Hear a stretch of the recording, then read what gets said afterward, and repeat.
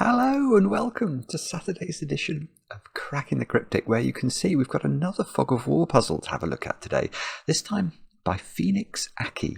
And this one is called Top Right Boi, and we've done a few Top Right Boi themed puzzles. I don't pretend to understand what Top Right Boi is all about. It's some sort of meme.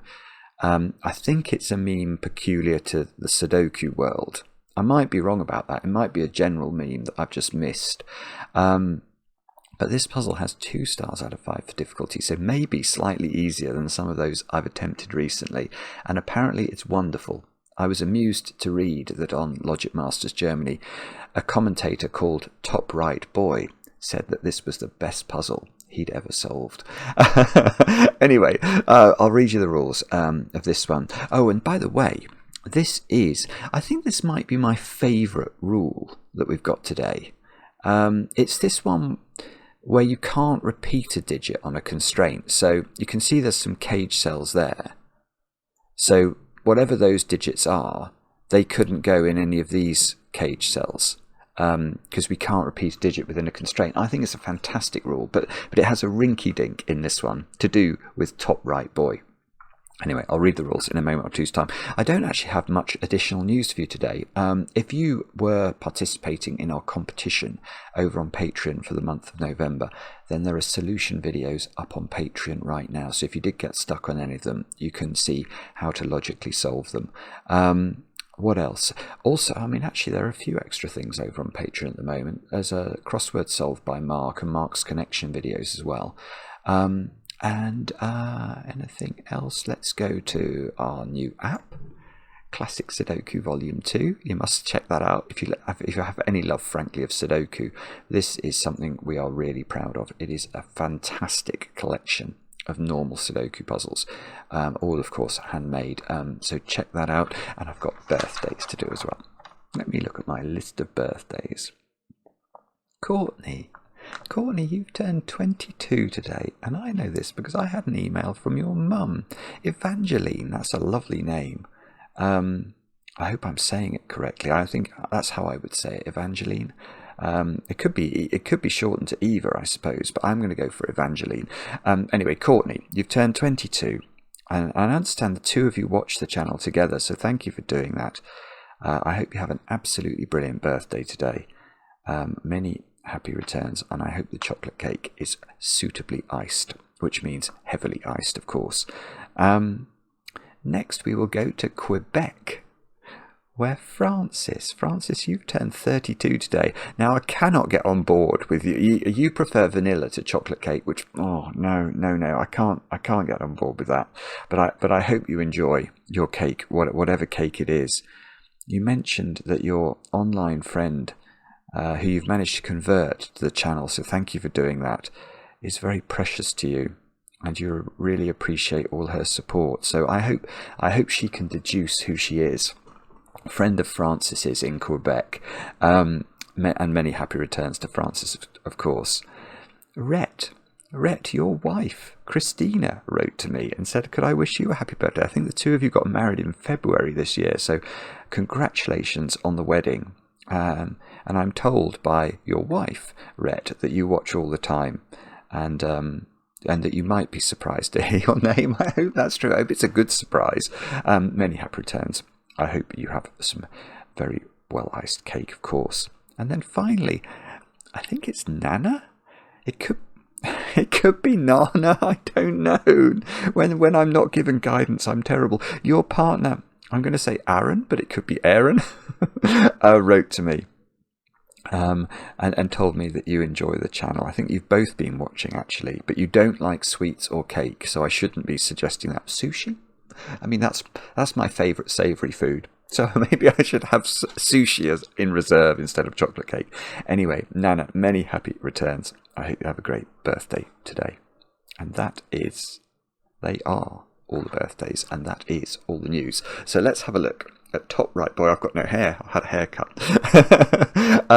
Let's have a look at the rules of this one. The rules start with Top Right Boi. I think that's just flavour text. It then says normal Sudoku rules apply. So we've got to put the digits 1 to 9 once each in every row, every column, and every 3 by 3 box.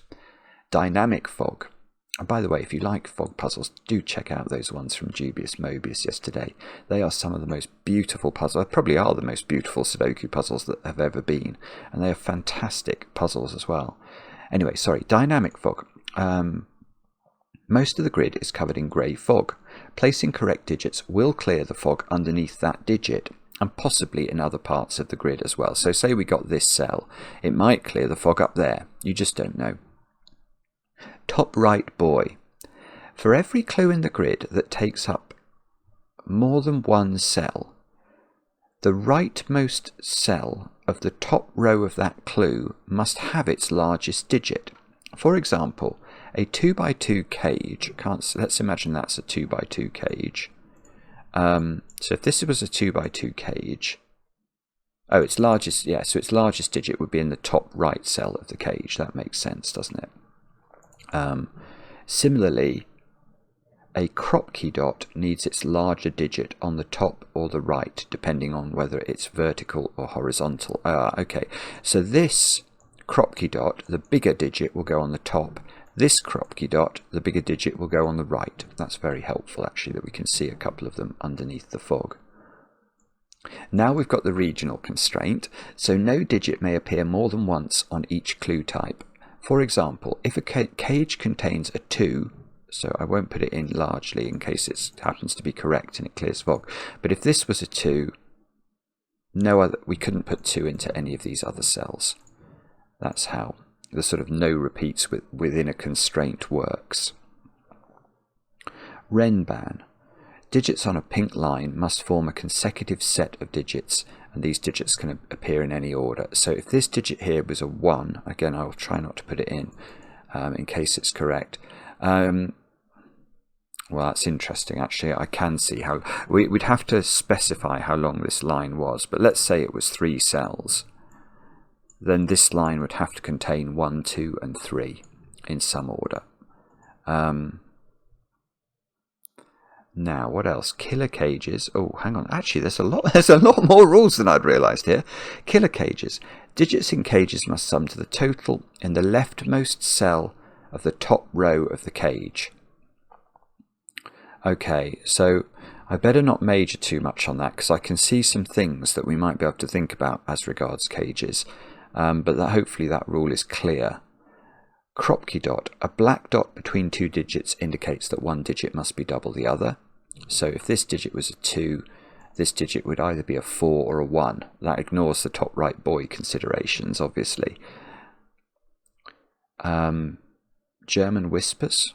I can't see any of those. Okay, adjacent digits on a green line must differ by at least 5. So let's draw a German whisper line. If this was a German whisper line in the grid, and this digit here was a 1, this digit would have to be at least 6 in order to be sufficiently different from the digit 1. And then say it was a 9, whoopsie, then this digit would have to be at least 5 different from 9. So it would have to be 2, 3, or 4, because it couldn't be 1. That's how German whispers work. Digits along an arrow. Again, I can't see any of those. Digits along an arrow must sum to the digit in the attached circle. So let's try and draw an arrow in. So let's imagine there was an arrow like this, and we populated the arrow with 1, 2, and 3. 1 plus 2 plus 3 is 6, so we'd write 6 into the circle. Maximum. Grey cells with outward pointing arrows on their edges must be greater than all orthogonally adjacent cells. So, hang on, that one's probably a kropki dot. Let's imagine that that was a maximum cell. This one here. With outward pointing arrows on their edges. I don't know. Maybe the arrows will point at particular edges, but imagine the arrows pointed in all 4 directions. This cell would have to be greater than all 4 of those, is how I read that. It says, for the avoidance of doubt, only the arrowed cells, not the cells they point to, interact with the other rules. Oh, so I think that's saying, and I might be wrong, that there's no top right boy implication for those cells from a maximum cell, and you don't have to consider these digits. So say this was a maximum cell and this was a maximum cell, then it's not the case that these digits couldn't repeat in those cells. I think what it's saying is these cells count. So you couldn't repeat these digits, but these cells are sort of a bit irrelevant, I think. That's how I read it anyway. And they are all the rules. They are all the rules. So do have a go. The way to play is to click the link under the video as usual. But now I get to play. Let's get cracking. And it is absolutely horrible weather outside at the moment. There's some sort of storm going on. Okay, well, let's try and propagate these lines, because I can use the pen tool to do that. You can see from the sort of grid furniture that is visible, we can extend these lines into the cells next to them, and we know they can't go any further. How do we know that? Well, how many different digits are there in Sudoku? There are 9 different digits, aren't there? And now we've got 9 Renban cells. So in order to not repeat a digit within the constraint, we have to stop there. If this one went there as well, there would in theory be 10 different digits in this puzzle, and I don't think there are. And actually I can tell something else about that to do with the top right boy rule. Because this is really interesting. So if you imagine the digits 1 to 9 laid out in front of you, and what we've got here is 3 consecutive sequences, each of 3 digits. So we actually know exactly, we don't know the order, but we know one of these lines will be 1, 2, 3, one of the lines will be 4, 5, 6, and one of the lines will be 7, 8, 9. But the top right boy rule says that within those sequences, the biggest digit is always in the top right cell of the constraint, which is always this one. So these cells are the digits 3, 6, 9 in some order, which is quite cute.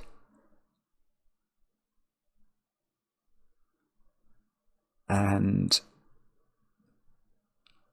well, what's that trying to do?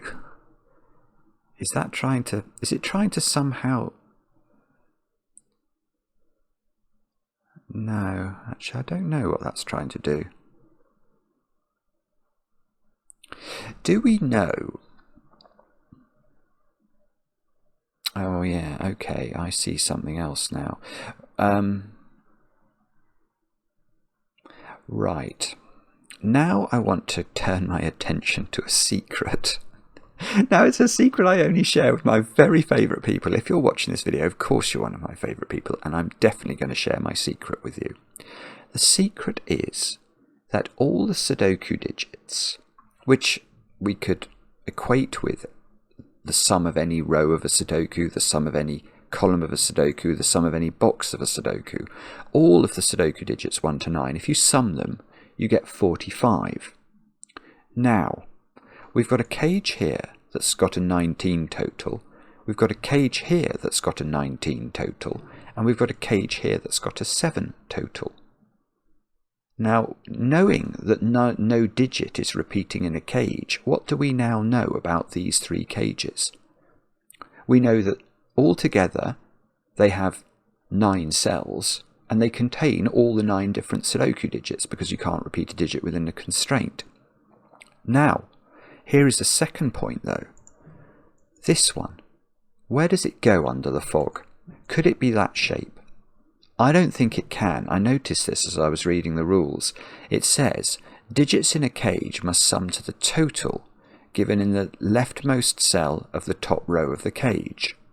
So this, if the cage had was this shape, that would have been the cell that would have had the 19 in it. It's not. So there's a 3-cell cage here, there's a 3-cell cage here, and because we know that all the digits are used in the 45 total implied by these cage totals, this, which is a 7 cage, must have 3 cells in it. Which means it's a 1, 2, 4 cage, which means, well, this is interesting. That digit's going to have to be 1 or 2. Now, let's just paint these cages in for a moment. What colour shall I use? I'll use green. Now, this cage goes to there. Now, does it go there or does it go there?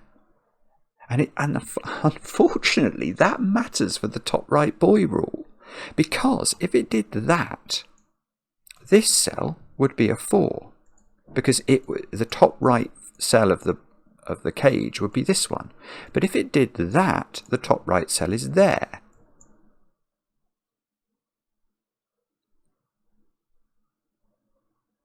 So this is definitely a 1, 2 or a 4 as well. So 4 can't go on the top of that kropki dot.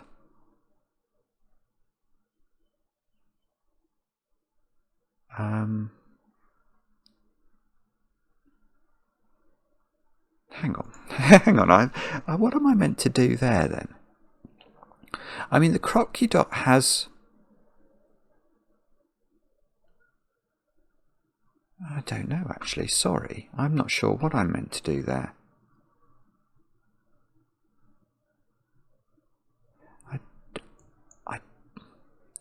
I don't think... I mean, there are 4 different possible pairs that you can put on a black kropki dot in Sudoku, because one of the digits needs to be double the other. You've got 2 and 1, 4 and 2, 8 and 4, and 6 and 3. And we know on this dot and on this dot, but in another direction, we know this top cell is going to be the big one, isn't it? So, but that big digit is therefore 2, 4, 6 or 8 and is even, and so is this one. And this digit is lower, which means it's 1, 2, 3 or 4. So this is 1, 2, 3 or 4.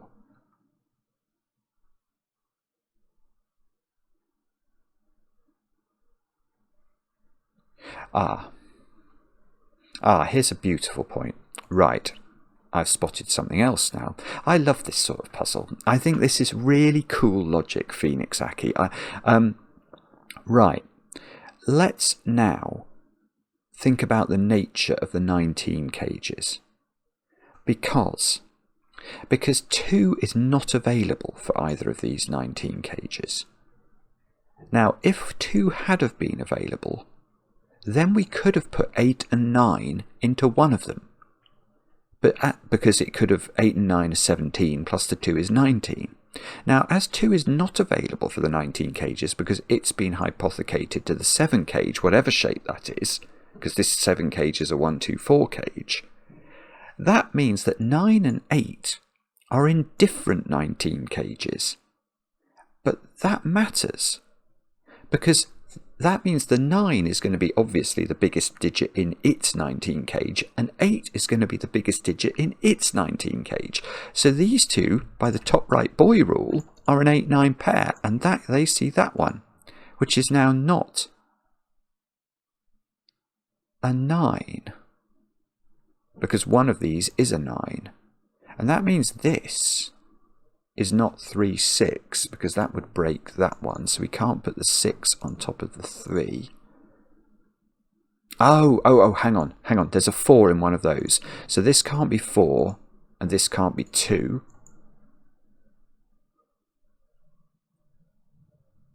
Now, how do we do this then? So this is 2 on top of 1, or 8 on top of 4. I've got no more clue. I've got no more clues to look at here. So somehow there's some way to resolve this. So this is either 3 surrounded by a 1, 2 pair, which would mean that couldn't be 2, 1. So this would have to be 8, 4. But we're sort of in a nested if statement here now, aren't we? Because we're saying if this is 3. If this is 6, these cells are 4, 5. And I don't think that puts any pressure on this or this. Do I somehow know? Or do I don't know if I even care. I do care, don't I? If the 7 cage went to here, this would be a 1, 2, 4 triple. That would make this 8. It would make this 4. It would make this not 4 and this not 8. Hang on, why have I got rid of 6 from there? Why couldn't that... You see, I think that being 3, 6 stops that one being. But this one can be 6 here, 3 here, can't it? I think it can.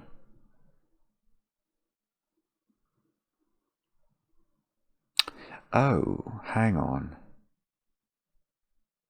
Oh, hang on. I've got... No, right. I know more than I'd realised about the 19 cages. Yeah. Whichever one of these is 9 has to go with 3, 7, doesn't it? Because 9, whichever one of these is 9, the other 2 digits in its cage to add up to 19 have to add up to 10. But 1, 2 and 4 have been hypothecated up here to the 7 cage. So we can't use 1, 9, we can't use 2, 8, and we can't use 4, 6. So the 9 is going with 3 and 7. And the 8... so the 8's just the other. Oh, so the 8's 5 and 6. 8, 5, 6 is one of them. So one of them is 8, 5, 6. Hang on, let me just get this. I'm going to put it here. One of them is 5, 6, 8. One of them is 9, 7, 3.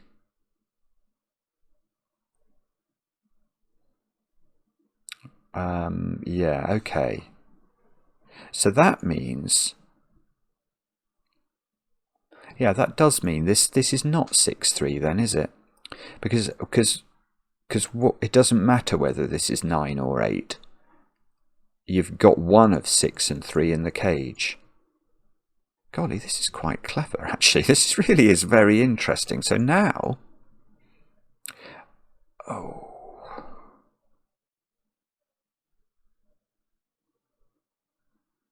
Now what? What does that mean? I wish I knew. Maybe we're getting to a point where 1, 2 or 4. So if this was 8, 4, that doesn't stop that being 3, 7, 9.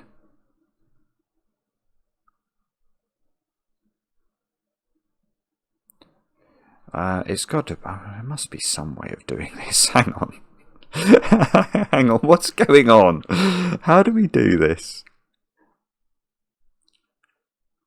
I think it must be to do with the combinations that... Although, no, there's not, I don't think there is. Other than... If this was 8... If this was 8, this couldn't be 8, 4. So it would either be 4 here, 2 here, or 2, 1. So it would contain a 2. And then that would have to be 8, 4 is how it would work. But I don't... That's if that's an 8. If that's an 8 and that's a 9... then this is 9, 3, 7.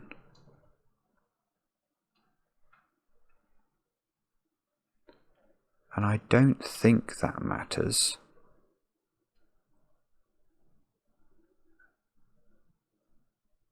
Yeah, what's the... I don't know. I'm confused. I don't see how this resolves, which is... I actually really respect the puzzle as a result of that.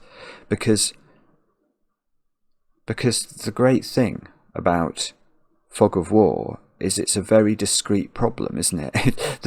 There's, other than this, which I've drafted in, there's no point me looking elsewhere. Somehow this resolves. Somehow it is clear at this point what I have to do, and I just have to spot it. And I'm wondering how I'm meant to do that. Is it to do... Maybe this can't be 3.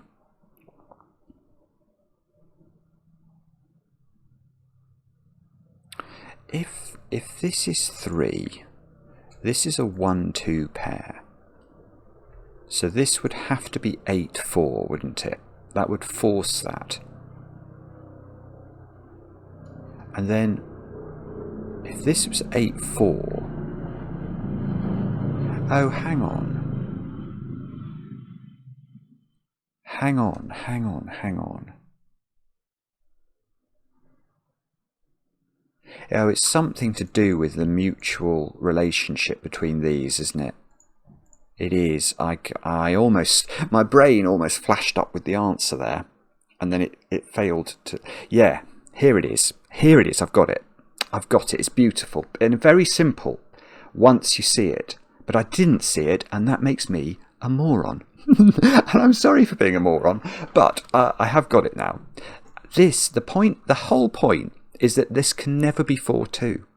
Because if this is 4-2, there's no way to fill this, because this one needs to be 8-4 or 2-1. So this is not 4-2, but the moment this is not 4-2, which don't forget has to be 4 on this side and 2 on this side. Oh, hang on, so maybe it's still not. Now I've got a 1-4 pair here. Well, that must do something. Oh my goodness! I know it's not what I thought, but it's even more beautiful. Why does this matter? Well, now because these are different, obviously the 2 and the 8 are different, and if the 2 and the 8 are different, and they both see this cell. It can't be 8, because if this is 8, that's forced to be 2-1, and that's forced to be 2-1, so that's 9. That's what we have to do. That is absolutely lovely. So this is 8. Oh, I see. Right. Now 9 has to go there. So this is a 9-8-7, and we can do the 8 and the 7. That's probably important. Right, so we know that these are 5-6 from our aid memoir from earlier. So we know these are 3-7. And this is probably going to do something. Oh, yeah, no, it does. 8 there means this is 2. So that's 2 and that's 1. And now this has to be a 1. Oh, I don't think that cleared the fog. But the point is, we can't have a straight cage here because it wouldn't be able to contain a 2. So the 2 has to go there, I think, and this has to be 4. And that was all correct. Oh, this is lovely. Oh, PhoenixAki, this is lovely. Right, this can't be 3.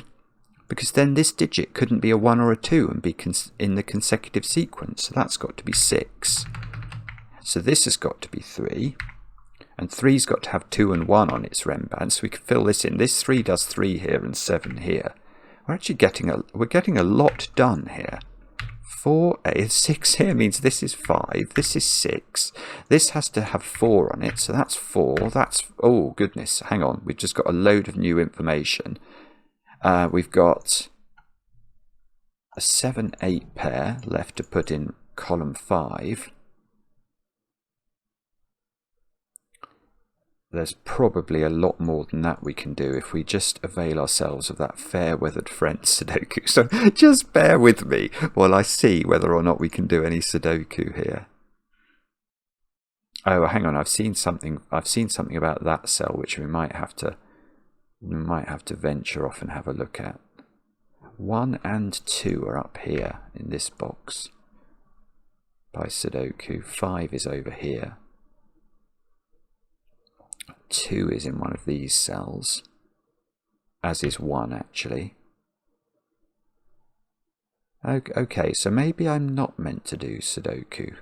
That's fine. I'm never the hugest fan of doing Sudoku in Sudoku puzzles if there are other things to do. Now, what we need to think about is this German whispers line. Now, there's a couple of secrets about German whispers lines. Actually, we don't even need it here. You can see we can't put 5 on there. Now, we couldn't put 5 on there by mathematics, because if you put 5 on there, what digit are you going to put next to 5?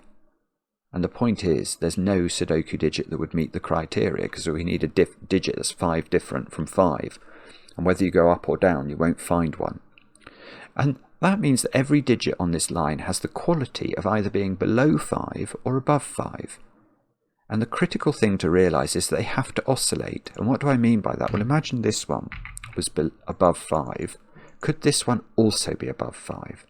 No, because these two cannot be 5 apart. The furthest apart they could be would be 6 and 9, and that's only 3 apart. So you get this oscillation. And look at this digit. This digit can't be 1, 2, 3 or 4 by Sudoku. So we know that this is a high digit, and therefore we sort of know the polarity of the line. We can fill in these cells like this. Now this one isn't 1 or 2. So looking at Sudoku, I think these two digits are a 1-2 pair now. This one isn't 6 or 8. This one isn't 6 by Sudoku. Couldn't have been 6 anyway, because it could only have partnered up with 1 on both sides of the line. This is 3 or 4. That can't go next to 7. Oh, it's 3. It's what it sees 1. Sorry, it sees 1, 2, and 3. I didn't see that. So 3 is now in one of those cells. And 2, 3, 4, 5, 6. That digit is under pressure.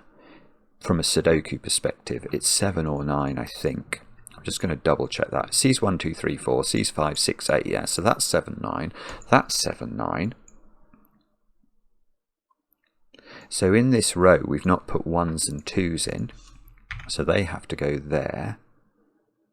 Ah, and if that's a 7, 9 pair, this is an 8. There we go. So this is an 8. 8 is in a domino in box 5. We haven't put 4.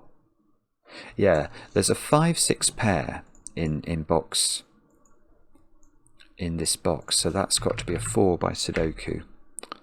And now 4 is in this domino, 4 is in that triple. 5, 6, 7, 9. 7, 9. That could be 1 or 2. We've only got 1 whisper in the grid, so I can't use the trickery there. Ah, that's lovely. Well, I can't use the trickery, except I can, can't I? Because I can use the top right boy idea. Yeah, that digit, if that was a 7, that is the top right clue on that clue, and it would be the wrong thing, because the 8 would be bigger than it, so that's got to be a 9. That's very clever, not of me. Now, oh dear, that's not done anything. Hang on, 4, 5, 3, no, 5, 6, 9. Oh, good grief, that has done absolutely nothing. Okay, so it must be the arrows over here then. Ah. Yeah, so this obviously isn't the arrow circle associated with this arrow, is it? Because it's so small.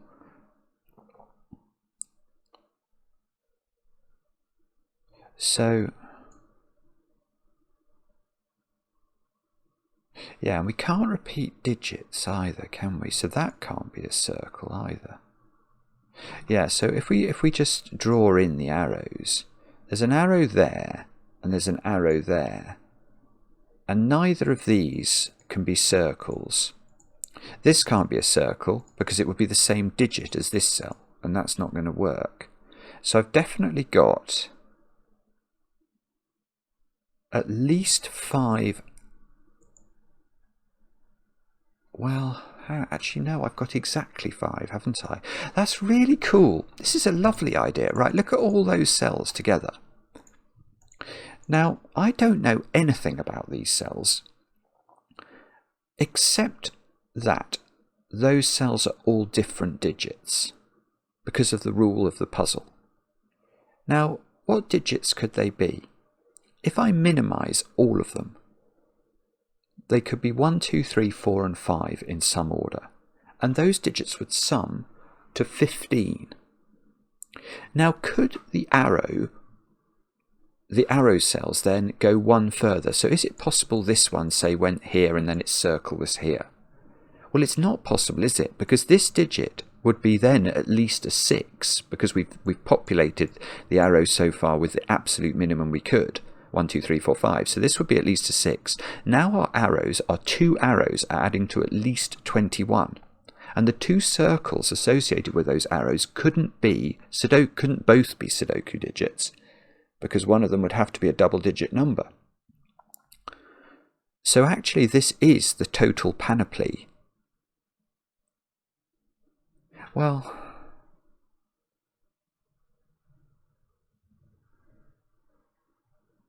so hang on.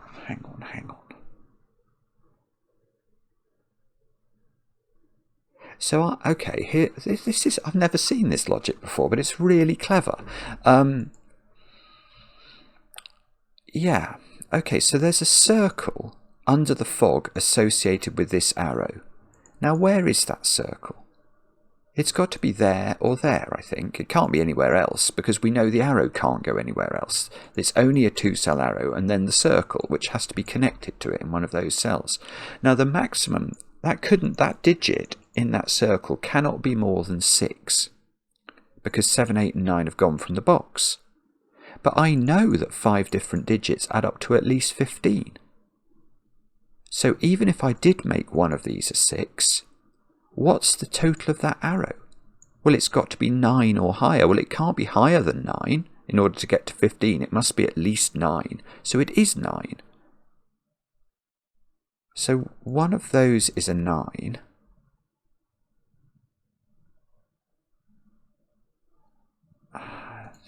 I'm sort of trying to see how, and one of these is a 6. So there's a 6 down here by Sudoku. There's a 9 in one of those 2 by Sudoku, and these arrows are 1, 2, 3, 4, 5 is what's going into them. This one's under pressure. Oh, that's lovely. It's lovely. This one, this cell, this specific cell can't be 1, 2, or 4. So it is 3 or 5, but I know this arrow adds up to 6. So this can't be 3, because then it would have to be double 3. So that's got to be 5. Okay, so this is a 1 now, because I know it's adding up to... Hang on, what's this arrow doing? I think it's going upwards. Let's just double check. Yeah, it's going upwards, so that's a 6 in the corner, I think. And then this arrow now, so this arrow doesn't have a 1 on it. So and the only way it can add up to 9 is if it's 2, 3, 4, and that gives me this digit. So that's a 2. This is a 3, 4 pair. This is not 4. Oh, and this arrow, look, that arrow's also gone up. It's gone up here, so that's got to be the 9. Oh, and we've got another win for the goodies now. We've got a German whispers thing that's emerged. Let's just tidy this up, because I think we should, yeah, we can get a 1 here. We can get a 1 here. Get a 1 in one of those. Now, what about those 2 digits, though? They have got to be 1 and 7.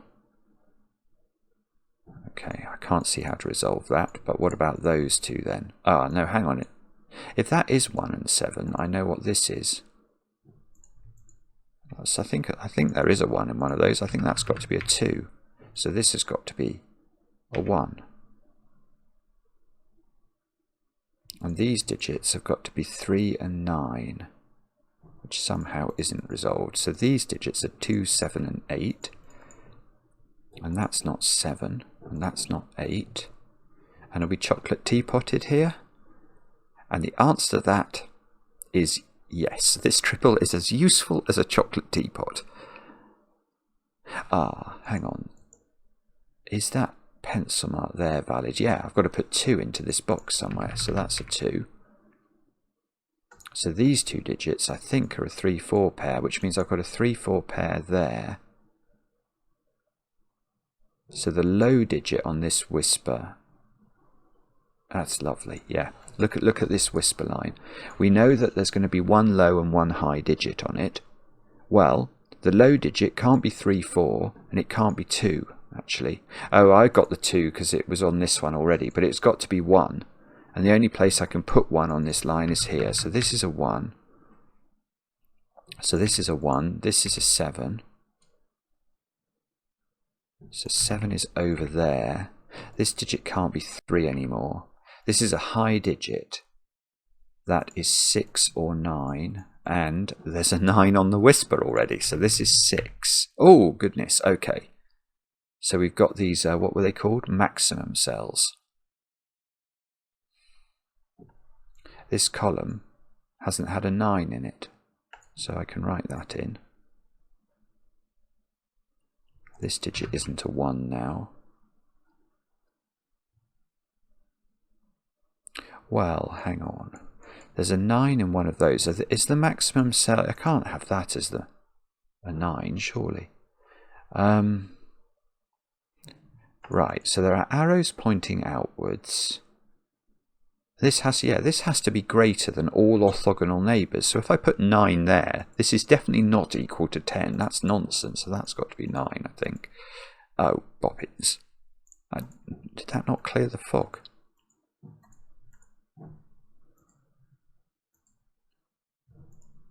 I don't know. I don't know whether that has already had its fog cleared from it. It looks a different shade to the fog next to it, doesn't it? That looks darker than that.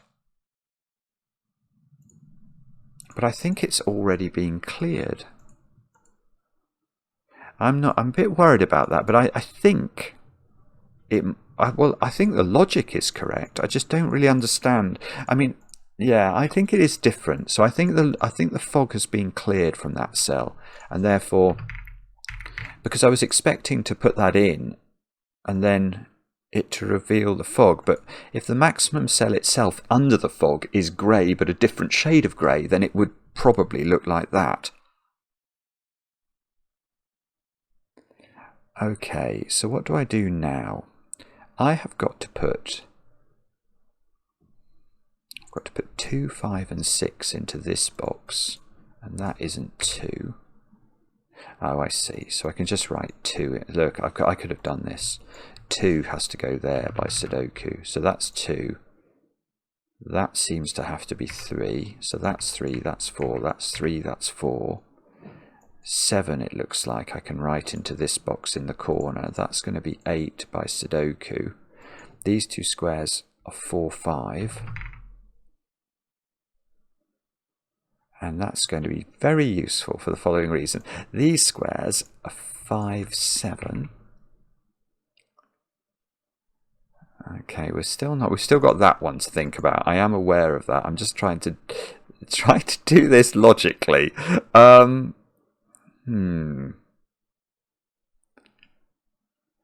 Okay. Oh no, actually, that's bizarre. That's lovely. This is a lovely point. This is a lovely point. I don't care what goes in there, but I know what this cell is. If this was 8, what would this have to be to beat it? It would have to beat it, and it would have to be a 9, and then I'd have 2 9s in the same type of constraint, which I'm not allowed to do. So that's the point. That's got to be the 8. That's going to unwind my chocolate teapot, look. That's now a 2 at the bottom of the grid. That's a 7 at the top of the grid. That's a 7 by Sudoku. So this is a 7, this is a 5. What do I need? I need 4, 6, 8. This is a 4 or a 6. I think these are 4, 6 or 8 at the bottom. That can't be 4 though. Bobbins. Okay, we've still got more work to do. Let's try 3, 6 pair into those cells. Maybe that can't be 6. This would have to then be 7, which it can't be, or 8. Why couldn't that be an 8? It probably is an 8 actually, because 8 is in one of 2 places in the box. I'm not sure. How many 7s? I've got all the 7s in the puzzle. How many 9s have I got? 9's got to be in one of those 2 cells. Oh, I don't know what to do. That's not good, is it? What do you think? It's going to be, where's 6 in this box? Oh, this cell's been available for ages, so that's a 5, that's a 5, that's a 6. Has that done it? I don't know that it has, actually. So in the top row, I need 3, 4, 8, 9. So I've got 3, 4 here. So that corner cell is 8 or 9. So this column needs 6, 8, 9. No, I'm still not getting it. It must be to do with this, I think. I'm probably going to have to pencil mark slightly more liberally. Oh, 3 has to go there. So, okay, so let's focus on this digit. What is this digit? It's not... Oh, I see. Hang on. It's the same point. Once you pencil mark this cell to death, you discover it can't be 4, so it's 6 or 8. But again, if it was 8, it would force this one to be 9, which it's not allowed to be, so that's a 6. It's a great puzzle, this. It really is lovely. Right, so that's 6, that's 5, that's 6, that's 5, that's 4, that's 4, that's 8. And we've still got to beat 6 here, and we can't use 7, so that is now 8. Oh, whoa, I love that. Hang on, let's do that again. That's revealed everything. So that's 8, that's 9. This row needs a 5. Oh, there's a 6 here, so I could have done some of this before, I think, by Sudoku, but I've had fun doing it my way. That's now a 4. And that's a lovely, lovely puzzle. All right, boy. Whoa, 1,000 solves already. Well, let's try and get that higher. That's fantastic, PhoenixAki. I loved that.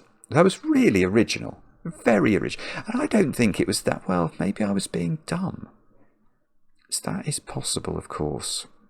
I'm sorry if I was, but I found it hard to work out how these black dots worked.